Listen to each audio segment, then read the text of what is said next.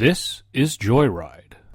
In this podcast series, we'll be exploring some of the most iconic cars in history. I, Jared Brandon Flandy, will be taking the driver's seat as your host. Please sit back and enjoy the ride.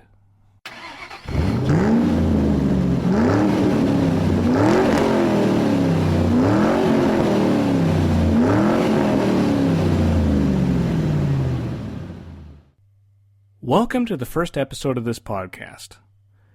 Now, as you can imagine, we're going to be talking about cars quite a bit. But we're not necessarily going to be talking about how to change your spark plugs, how to change your tire, the difference between an alternator or a carburetor. Don't get me wrong, these are all very important things, but really the goal behind this series is to talk about cars that have made a cultural impact. Vehicles that are truly iconic. So with each episode, I'm going to be making an opening statement, very much like I am now, and then I'm going to tell you a story about a particular car that meets all the standards I've just mentioned. I'll end with some closing remarks, and then we'll be done. Now, a little bit about me. I am just a humble gearhead. It probably started when I was about 11 or 12 years old, about the time my brother had passed his driving test, and we both wanted to become a part of this automotive world. And how we did that is we started downloading car clips off the internet. Now mind you, this is in the world of dial-up, so we would sit there all night waiting for these 2 or 3 minute clips to download, which sounds totally silly by today's standards, but in our minds it was well worth it.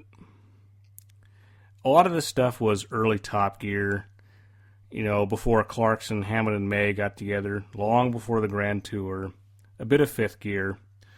We watched racing, rally, Formula 1, you name it.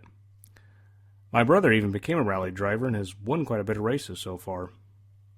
With time, our taste in cars has differed a bit, but nonetheless, as we were growing up, most of the people that we hung out with and grew up with were into cars.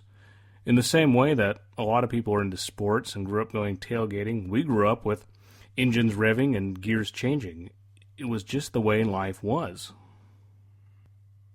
But time has passed and my career has kind of taken center stage and cars have had to kind of take a back seat, no pun intended. But nonetheless, it's still something I'm very involved with, I'm very passionate about, and that's one of the reasons why I've decided to do this podcast. So, with that said, we have the groundwork laid out. We know what we're going to do. So, I think I'm going to change gears and tell you a story now. So, let's get started.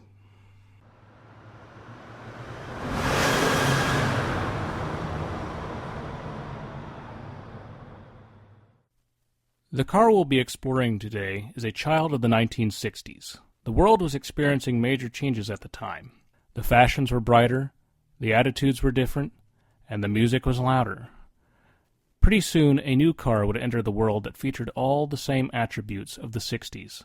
The Jaguar E-Type was introduced in 1961 at the Geneva International Motor Show in Switzerland.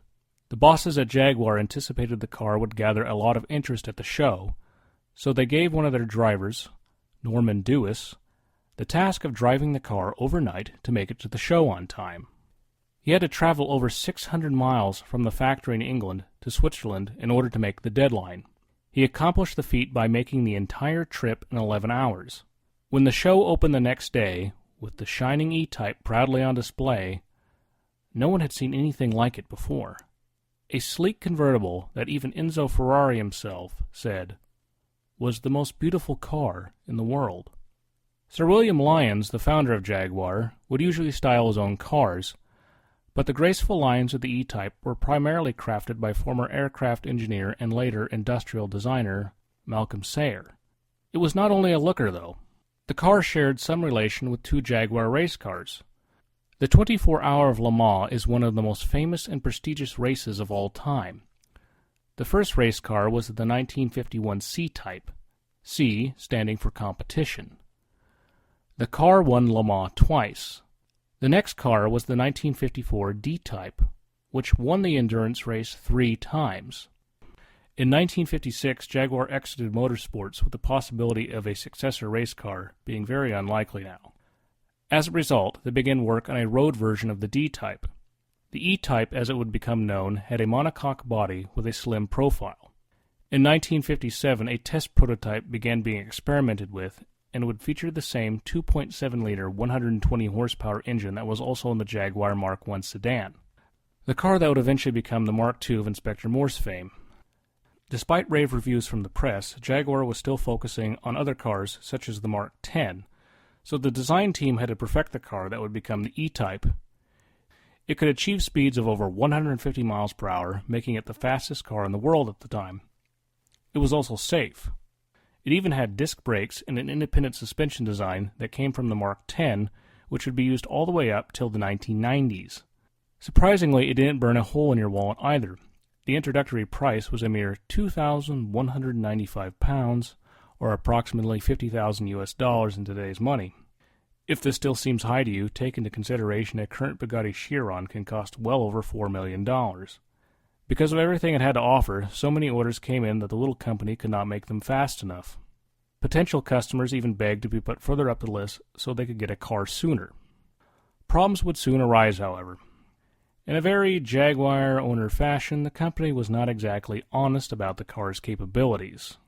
The vehicles they gave the press could go faster, while the production vehicles couldn't even reach 140 miles per hour. Also, the brakes weren't great, the transmission performed sketchy at times, and many customers complained of the cramped size of the cabin. Most of these problems and others would be fixed with later model years, but in the end, no one really cared about the car's issues. The E-Type became an icon of 60s cool, even to the point some journalists have described it as a racing car in a miniskirt. The car was so fast it was a popular choice in a world where most of the highways still did not have speed limits. As production continued, V12 engines also began to be offered. Even the E-Type had to slow down eventually, though. Some loyal Jaguar customers started buying the company's sedan models, which were quick but could also comfortably hold a family of 4. Other buyers also started complaining about reliability problems that were common for British cars of the time. Competing supercars being produced by Porsche and Ferrari began luring customers from Jaguar as well. Alas, all good things eventually have to come to an end, and the last E-Type rolled off the assembly line in 1975. The end of a 14-year era. It was replaced with the V12-powered XJS the same year. This car would be produced for another 21 years before being replaced by the XK8 in 1996, and the XK8 would be replaced 10 years later by the XK. However, even though the E-Type is no longer made, its legend still lives on. The E-Type has made numerous film appearances and has inspired designers for decades. Even later Ford models such as the Taurus sport an E-Type inspired front grille. In 2013, the E-Type would finally have a spiritual successor with the production of the Jaguar F-Type. This proves that the Jaguar E-Type truly is an icon, since it still is setting the standard of what a great sports car should be, even today.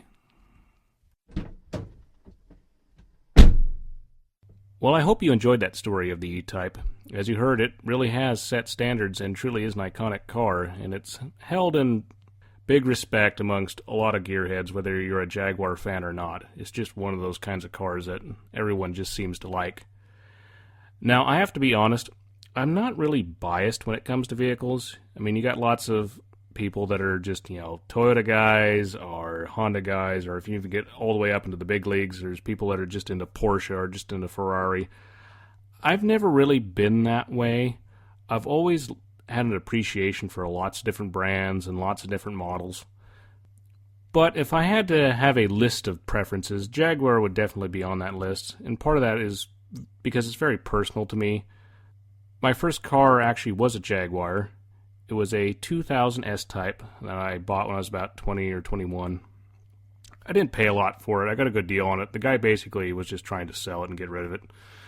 So I ended up on the winning end there. So the day I bought it, I took it home the same day. It had all the original paperwork and that sort of stuff with it. And I set that on the kitchen counter, and I was just sitting in the living room. And my mom picks it up and just going through it, I think out of curiosity, and she goes, "Did you see this?" And I went, "What?" She goes, "No, just take a look."